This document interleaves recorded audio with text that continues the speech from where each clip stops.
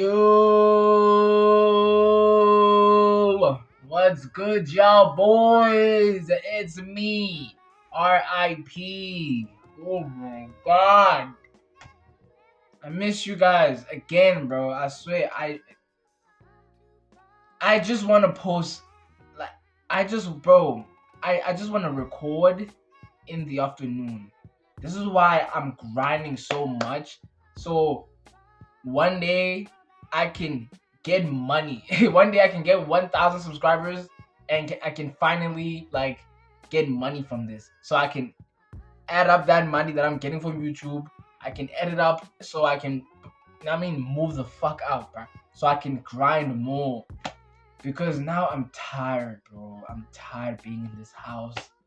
I just like, you see when you're like, I'll do a story time. I'll do a story time on my other channel, on the Leafa channel. I'll link it down below in the description. But it's like, you see when you're like, bro, it's like when you live with not your parents. I don't live with my parents, but it's like I live with my aunt.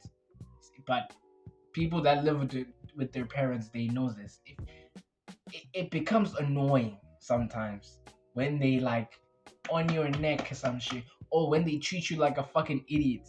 Or like a dumbass 10-year-old, bro, like a child, dog. I'm 19, bro. Fuck are we talking about, bro? But yeah, I'll do a story time though. I'll do like a story time on why I want to leave. But yeah, let's grind it now, bro. I'm at 10 subscribers, bro. Like, bro, I started posting consistently last week, dog, and I'm already at 10 subscribers, bro. Bro, I'm cooking, bro. I thank you for all those 10 people that subscribe to my channel. Thank you guys. I appreciate you guys. You saw the title. I'm gonna react to a WWE special today. The Bloodline is ruining wrestling. And no cap, guys, just let it go, bro. Yeah, the Bloodline fucking storyline. I haven't watched wrestling in a while. Like, actually watched the match, like, no, not the match, the whole show. But obviously I'm keeping up with wrestling. I know what the fuck is going on now. CM Punk is the champion. He beat Sami Zayn. What in the actual fuck? But yeah, man, let's see this. Then let's see. It's by Crit Man, whoever this nigga is. Crit Man. I'll tag the videos though down below, just like every other video I do. Oh no, let me see.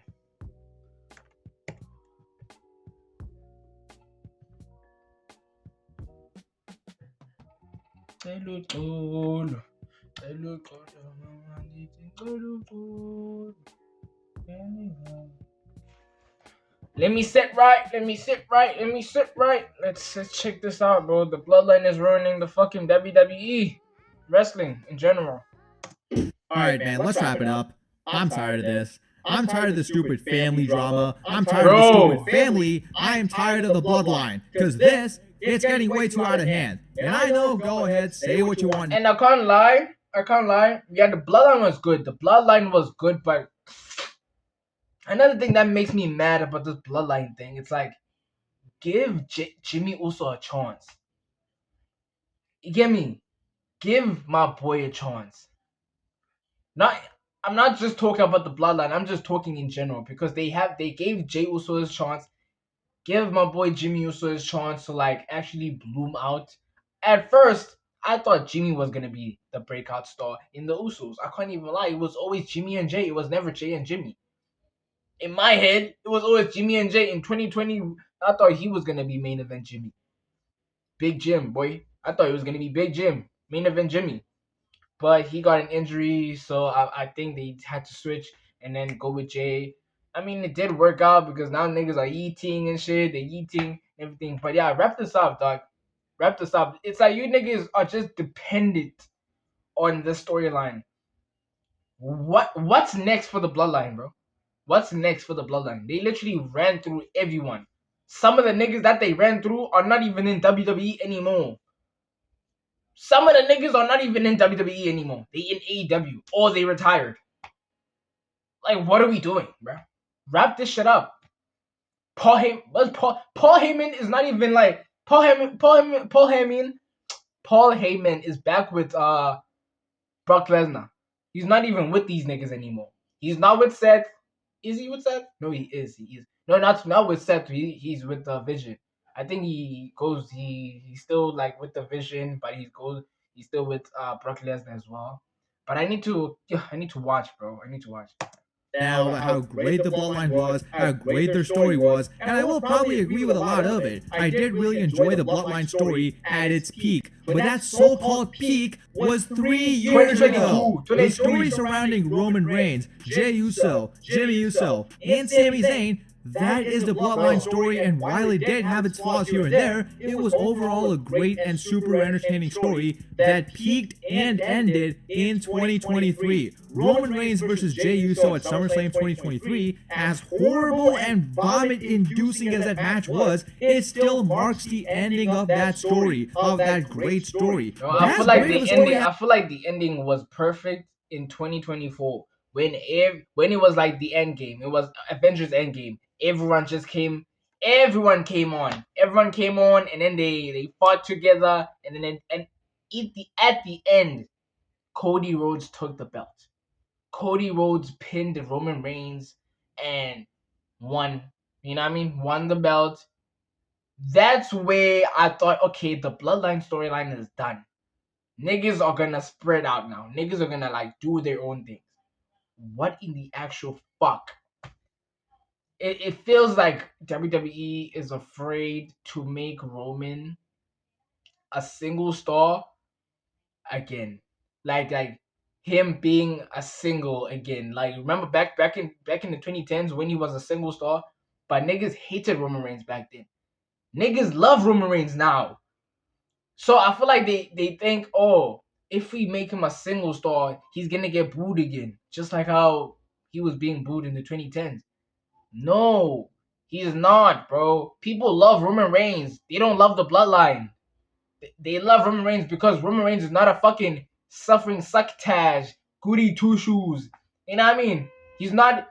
I'm not a bad guy. I'm not a good guy. I'm the guy. He's not that guy anymore. He is the tribal chief.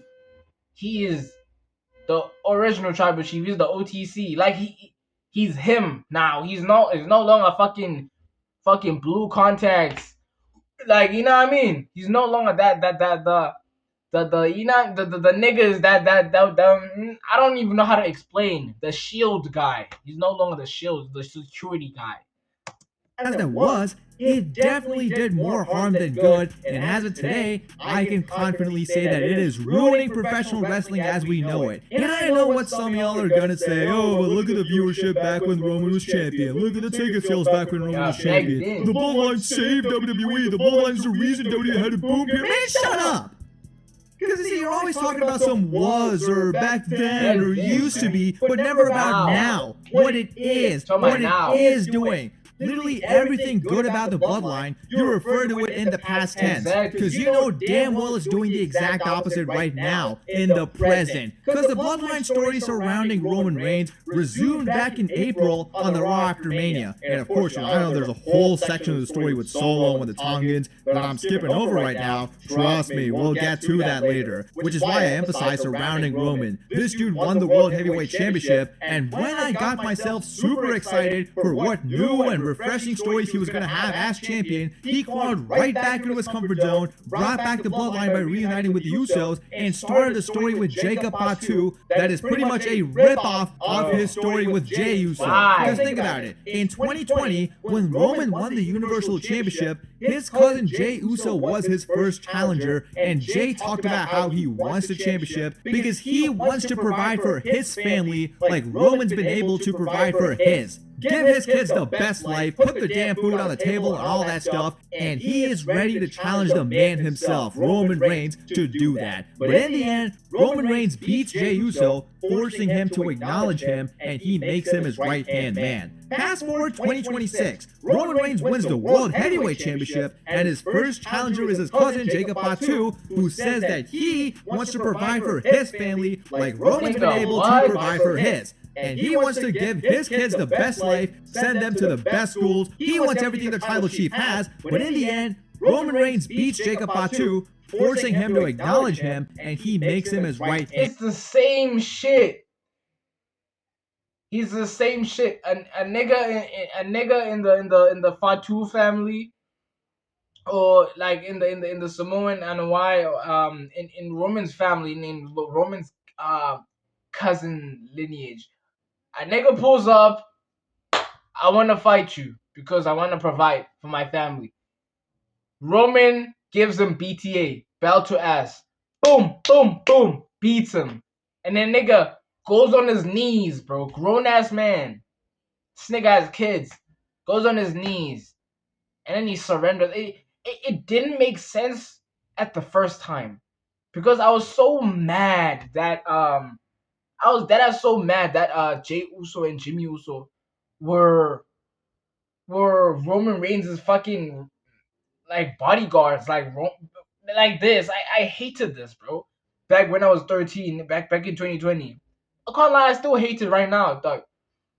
Because it doesn't make sense. If you actually were watching wrestling, watching SmackDown at that time in 2020, yeah, the struggle times, the fucking Thunderdome, or before the Thunderdome, where it was like the performance niggas, the performance center. Yeah, if you actually watch wrestling during that time, bro, it doesn't make sense why these niggas are literally like Roman's bodyguards, because Roman was disrespecting these niggas. Slapping him. Saying you're weaker than me, nigga. I'll beat you every single time. You're little Jimmy. You're little Jay. Like, what? Bro, that shit pissed me off, bro. It really pissed me off. Now they're gonna do this to Jacob as well. Now he's gonna be a background character. And man, it's the exact same thing. The only difference is that back in 2020, most fans loved the Roman and Jay story because it was different, it was unique, it was something we'd never seen before. But this, we've literally seen this before, 6 years ago. There was not a single original promo in this rivalry. Everything just sounded like a recycled version of the older Bloodline promos. But WWE has convinced so many fans, and honestly might have just convinced themselves at this point, that this is peak. This is cinema. It's not. This whole cinema BS with family drama and whatnot, years ago it was good, sure, because it was new. At this point though, it is super drawn out. We've seen everything there is to see, and you're just beating a dead horse at this point. And this is what we're centering our flagship show around. This is what we're pretty much centering WWE around. And the worst part is, it's not going to end anytime soon. This stupid, rehashed, and recycled Bloodline drama is reportedly going to continue well past WrestleMania 43. And Roman himself said that it's never going to end as long as he's here. Now, Roman's probably saying that just because, it makes sense kayfabe-wise for him to say that. But even then, this doesn't look like it's ending anytime soon. And we can see the negative effects it's had on the show. The viewership has gone down since Roman won the title. And that's obviously not because Roman's not a star or because he's not a draw. He's literally the biggest draw in the goddamn company, but it's because the people are bored of the story. There's no intrigue to it. Back in 2020, when the Bloodline story started, there was intrigue to it because it was unique and you've never seen anything like it. So you were always tuning into the shows, excited for what they were going to deliver. Now, there is no intrigue because we've seen it all already for way too long. And the viewership isn't even the only metric that's down. The ticket sales for SummerSlam is looking horrible. The ticket sales for night 2 is literally lower than night 1. Even though you're doing Roman versus Seth at SummerSlam, which is finally a story that doesn't revolve around the Bloodline, the ticket sales are still low because at this point you've killed all the hype for Roman's title reign. And you made the stupidest decision possible by having the Bloodline involved in this story as well. That's right, guys. The Bloodline is now involved with the Roman and Seth story. And that is just going to make things worse. And that's the thing, man. The Bloodline story at its peak was genuinely amazing. It was great. But that's exactly why it's ruining wrestling right now. Because WWE got so drunk off that success that they convinced themselves the formula was the Bloodline itself. When in reality, the formula was doing something new, doing something different, doing something nobody's ever seen before. That's what made it work. But instead of taking that lesson and applying it to fresh stories, fresh characters, and fresh matchups, they just kept reheating the same meal, wondering why nobody's hungry anymore. And now we're stuck in this loop where every family drama promo sounds like a worse version of something we've heard in 2021. and the entire WWE product is being held hostage by a story that should have ended 3 years ago. The viewership is down, the ticket sales are down, the excitement is down, and Roman Reigns, the biggest star in wrestling, is out here wasting precious time in a story that nobody asked for. That's what the Bloodline has become. Not cinema, not peak TV, just a company too scared to move forward, and a superstar that is crawled right back into his comfort zone, hiding behind the one thing that worked. And look, man, all of this wouldn't even be that terrible if they were actually good wrestlers. But nobody from the Bloodline is a good wrestler except Roman Reigns, who unfortunately wrestles every 2 months and actually locks in every 4 months. Like, just think about it. Jey Uso is one of the worst wrestlers to lace up a pair of boots. He wrestles like he's underwater. He wasn't even that bad back in the day. Like, he was having a lot of singles matches back in like 2020 and 2021, and most of them were okay, you know, they were just fine. But now it's just bad, dude. It's almost like he started dating Jada Parker, and her inability to wrestle is like an STD that she gave Jey Uso. Jimmy Uso's a little better than Jay, but nothing that good either, you know. And his greatest accomplishment is being the brother of one of the worst wrestlers in the history of wrestling. The Usos as singles wrestlers are horrible and have never had a great match. And honestly, now, they're kind of washed as a tag team as well. This is not the same Usos. This is not day one-ish. This is not day one-ish, bro. This is pissing me off, bro. This is not day one-ish. The Usos right now is just some background characters. That is just some sidekicks. Just some sidekicks for an evil villain, bro. For an evil villain like that, that's gonna like this is Tweedle and Toad. Tweedle and Toad. Pull up. I want to do some evil deeds. Go get me a sandwich. Give me the rarest milkshake you can find. Like, bro, these are literally like background, like, these are goons. These are dead ass goons, bro, at this point. Like, this is not day one-ish, I know. What happened to the ones that were facing the New Day, dog? What happened to those niggas?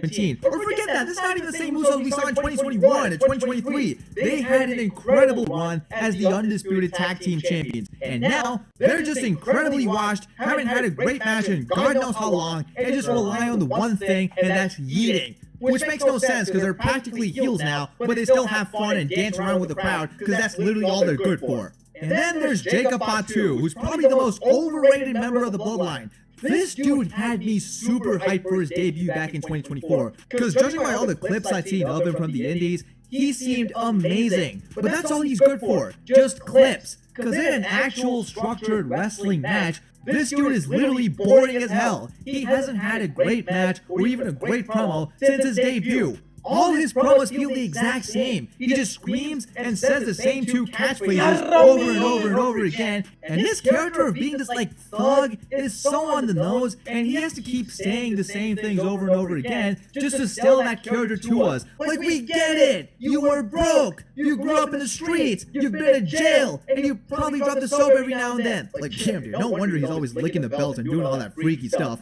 And even all his matches feel the exact same. And then there's Solo Sikoa, who I think might actually rejoin the Bloodline, and he might be the second worst wrestler in this family after Jey Uso. And look, the reason why I don't fully hate Solo as much as the others is because we can clearly see what kind of role he would thrive in. If Solo was simply a funny, mid-card, kind of comedy relief character, he would be great, because he wouldn't have to be that good in the ring in that role, which he really isn't, yo. He's just not good. And he is a funny guy. The only moments in this 2026 Bloodline story where I've been remotely entertained is Solo Sikoa acting like a goofball. But of course, they're still shoving him in the stupid Bloodline story. Like, dude, Solo Sikoa has literally been in the Bloodline story ever since his debut in 2022. He has not been away from the Bloodline for even a second in his career. And for almost 2 whole years, they actually tried rehashing the Bloodline story, but with Solo Sikoa. The whole thing with Jacob being Solo's right-hand man, the whole thing with the Tongans, genuinely some of the worst storytelling I've ever seen in all of entertainment. Like, they actually tried to convince us that Jacob turning on Solo was a big deal, when in reality, even that was a rehashed version of Jey Uso turning on Roman Reigns. Like, you can't make this up, man. So yeah, none of these guys are any good. They're nothing special in the ring or the mic. But then you also have bums like Zilla Fatu, who could actually be on his way to WWE. Like, what? Dude, at least with Jacob Fatu, the clips I talked about that No we saw cap. when he was on the Indie. No cap. They need Zilla. They need Zilla Fatu. No cap, bro. They need someone else, bro. But I know they're gonna add him in the fucking bloodline as well for some fucking reason. Because he has Fatu in his fucking name. Good, and he looked like he was hooping. Zilla Fatu, on the other hand, not even his clips look good. It's always him doing the dumbest looking thing you could possibly imagine someone doing in the ring. But yeah, of course, you know, he is still going to get a contract, straight up skip NXT, and immediately get shoved right into the top story on the main roster because his last name is Fatu. But even with all that, nothing about the story makes any sense. The storytelling is inconsistent, and all the characters are poorly written. Because, of course, elephant in the room, it makes no sense for Jey Uso, forget Jimmy Uso, literally nobody cares about him. It makes no sense for Jey Uso to get back with Roman Reigns after everything he's done. It didn't make sense in 2024 when they did the whole Bloodline War Games thing, but at least then, Jey Uso kind of had an edge. He stood up to Roman. He told him that he's his own man now, and he's done being a side character. He's done. But look at what they did to my fucking goat, bro. Look what they doing to my goat. He's just sitting there being the middleman. Like, bro, this is crazy, dog. This is actually fucking nuts. The way they just did Jimmy like this, bro. I thought Jimmy was gonna be the breakout star, not this, bro. Come on, bro. Being Roman's assistant, but now he literally goes right back to being the third wheel in the Bloodline story while being Roman's little bitch. And Roman Reigns never apologized to him, and I've said this about a million times before, he never apologized to him, but Jey Uso is just back to being Roman's lapdog. It makes no sense. And Roman, he's a heel now, okay? I don't care what anybody says. He literally does bad guy stuff. He's always been a heel. Bad guy. The only good guy attribute he has right now is that he gets cheered. Which is weird because the whole story with Jacob Fatu was Jacob going, I grew up in the streets, all by myself, this family never cared about me, y'all were walking around calling yourselves a bloodline with all that gold while I was broke, and the crowd is going, boo, broke ass, get out of the ring. And then Roman Reigns just says, well then I'm gonna beat your broke ass and make you acknowledge me, and if you don't, I'm gonna smash you so bad that you're gonna miss prison. And the crowd is like, yeah, that's my chief, get him. Like, what? Smash me. This story made sense with Jey Uso back in 2020 because Jey Uso was the sympathetic babyface, and we hated Roman for forcing him to acknowledge him as a tribal chief. But now we're booing the guy that was broke and has worked his ass off to get here in favor of the tyrant that is forcing him to acknowledge him. It makes no sense, man. And this is the main story in WWE right now, and will be for at least another year. Where you have these mid wrestlers, and I'm being super generous calling it that, by the way, because really a lot of these guys are straight trash. So we have these mid wrestlers who are going to be main eventing Raws every single week, and sporadically SmackDown as well, while the one and only actual good wrestler in this whole thing never wrestles, and even when he does, odds are he isn't locked in enough to put on a great match. And all these guys are involved in one big story that is simply a rehashed version of a 3-year-long story we already saw and makes no sense in today's WWE. And this is what we're centering WWE around.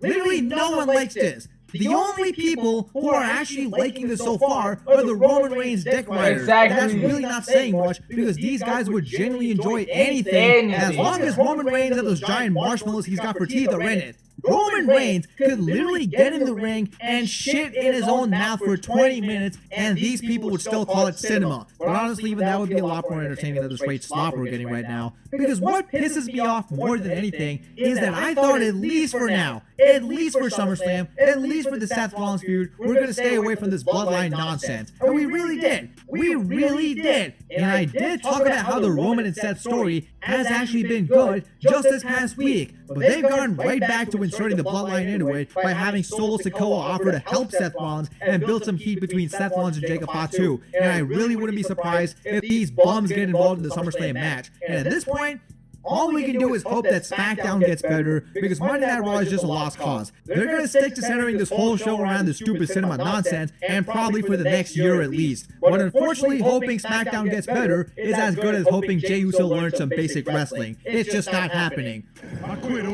So all in all, we're cooked. And with that being said, yeah, and that was the video, guys. That was the fucking video, bro. Yeah, bro. This whole bloodline shit, dog.